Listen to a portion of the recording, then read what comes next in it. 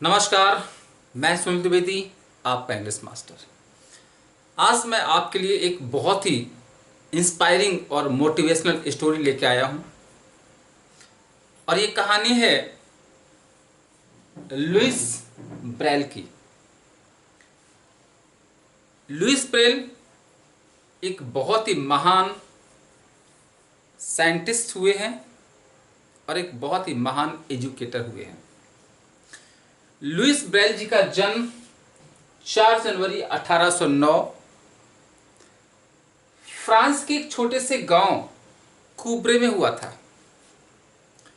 इनके पिता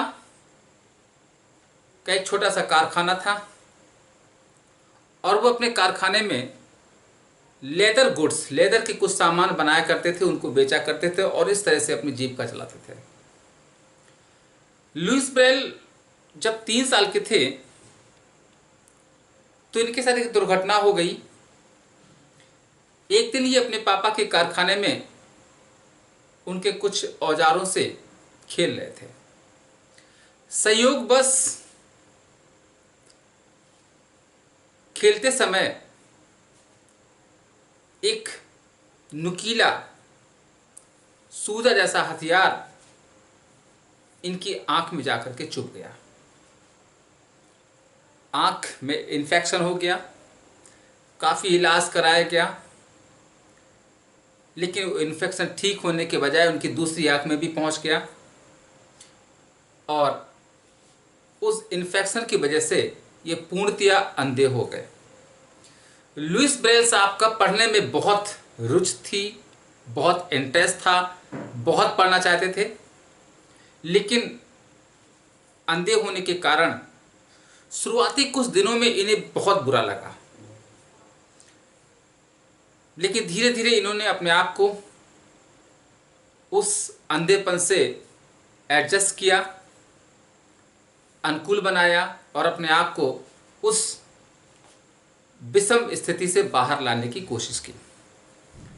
इन्होंने अपना ध्यान पढ़ाई पर फिर से केंद्रित किया, लेकिन इन्हें पढ़ने में थोड़ी सी दिक्कत होती थी। फिर भी मेहनत करी और अधिक से अधिक पढ़ने की कोशिश करी। ये जिस स्कूल में पढ़ने जाते थे वहाँ पर सब सामान्य बच्चे थे।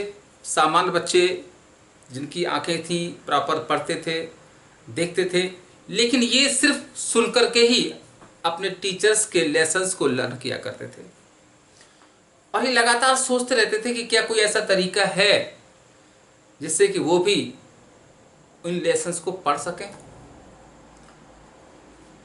उस समय कोई ऐसा तरीका नहीं था जिससे कि लुइस जैसे जो लोग थे, जो विजुअली ब्लाइंड थे, उनको कुछ हेल्प मिल सके पढ़ने के लिए। सोचते सोचते एक बार क्या हुआ कि इनके दिमाग में एक आइडिया आया कि क्यों ना कोई ऐसा एक इन्वेंशन किया जाए, एक आविष्कार किया जाए, कोई एक ऐसा सिस्टम बनाया जाए जिस सिस्टम से उन जैसे वो और उन जैसे दूसरे जो बच्चे थे जो देख नहीं सकते थे वो प्रॉपर पढ़ सकें और अपने आप को इस सामान्य जीवन धारा में आगे बढ़ा सकें। उसी समय इनके सामने एक फ्रेंच आर्मी का कोट आया। उस समय उनकी फ्रांस की सेना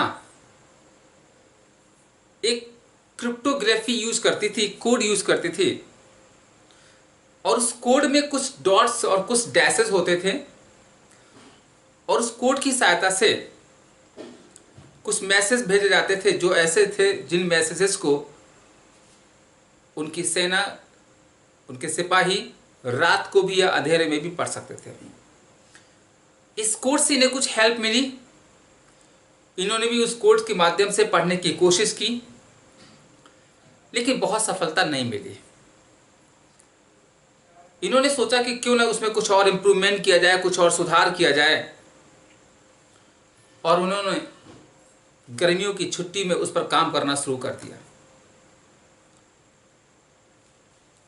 बहुत मेहनत के बाद इन्होंने एक और अपना नया सिस्टम बनाया जो कि फ्रेंच आर्मी कोड से थोड़ा सा अलग था। फ्रेंच आर्मी कोड डॉट्स और डैश दोनों यूज करती थी। इन्होंने उस कोड से डैश हटा दिए, सिर्फ डॉट्स रखे और 6 डॉट को डिफरेंट शेप में रख करके एक अल्फ़ाबेट बनाई, एक लैंग्वेज सिस्टम बनाया जिससे प्रॉपर चीज़ें लिखी जा सकती थी। और उन्होंने उसी औजार से यह आविष्कार किया जिस औजार ने इनको अंधा बना दिया था। वही जो सूजा था, उसी सूजे की सहायता से पेपर में उन डॉट्स से अलग अलग शेप बना करके एक लैंग्वेज सिस्टम बनाया जो कि रिटन लैंग्वेज सिस्टम था उन लोगों के लिए जो टोटली ब्लाइंड थे।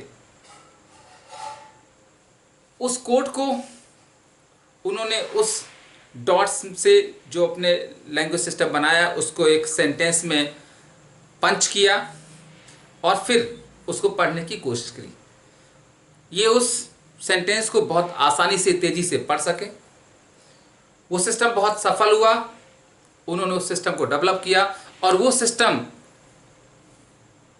ब्रेल सिस्टम कहलाया। और उस सिस्टम ने न सिर्फ लुइस ब्रेल के जीवन को बदला बल्कि उन जैसे तमाम जो लोग थे, जो बच्चे थे जो पढ़ नहीं सकते थे, उनके जीवन में भी नया प्रकाश लाया और उन्होंने भी उसकी सहायता से पढ़ करके आगे बढ़ने की कोशिश की और बहुत कुछ अचीवमेंट किया। तो दोस्तों ये कहानी ये बताती है कि इंसान को कभी भी किसी परिस्थिति के सामने सरेंडर नहीं करना चाहिए। परिस्थितियां कोई भी हों, हमें उनसे लड़ना चाहिए, हमें उनसे जूझना चाहिए। कभी भी हमें सरेंडर नहीं करना चाहिए, गिव अप नहीं करना चाहिए। तो लुइस ब्रेल साहब उन सभी को बहुत इंस्पायर करते हैं जो थोड़ी सी परिस्थितियों के सामने सरेंडर कर देते हैं, हार मान लेते हैं और उन्हें लगता है जीवन में सब कुछ खत्म हो गया। हमें कभी भी ऐसा महसूस नहीं करना चाहिए कि जीवन में सब कुछ खत्म हो जाएगा। समस्याएं आती हैं, लेकिन समस्याएं कभी भी आपकी दृढ़ इच्छा शक्ति से ज़्यादा बड़ी नहीं हो सकती हैं। आपकी पहाड़ जैसी दृढ़ इच्छा शक्ति हर समस्या को आपके सामने बौना कर सकती है। क्योंकि आपने कुछ कोटेशन सुनी होगी, nothing is impossible in this world. दुनिया में कुछ भी असंभव नहीं होता है। अगर लुइस ब्रेल जैसे व्यक्ति जो 3 साल की अवस्था में पूर्णतया ब्लाइंड हो गए थे, अपनी दृढ़ इच्छा शक्ति से न सिर्फ अपने आप को एजुकेटेड किया, अपने आप को न सिर्फ पढ़ाया, बल्कि आज वो सिस्टम पूरी दुनिया में लुइस ब्रेल सिस्टम जो है पॉपुलर है और हेल्प कर रहा है उन लोगों को जो कि देख नहीं सकते हैं और इस सिस्टम के माध्यम से पढ़ रहे हैं और जीवन में सामान्य जीवन धारा में आगे बढ़ रहे हैं। तो बस मैं ये सिर्फ कहना चाहता हूँ कि कभी भी किसी भी समस्या के सामने हमें गिव अप नहीं करना है, सरेंडर नहीं करना। और इन महान साइंटिस्ट और एजुकेटर का अंत हुआ था, देहांत हो गया था 6 जनवरी 1852 को फ्रांस के एक पेरिस शहर में। और जिस समय इनका देहांत हुआ था इनकी उम्र सिर्फ 43 ईयर्स की थी। लेकिन वो अपने पीछे वो सिस्टम छोड़ के गए जो आज भी बहुतों को हेल्प कर रहा है और हमें ये सिखा रहा है कि हम कुछ भी कर सकते हैं अपनी दृढ़ इच्छा शक्ति की सहायता से।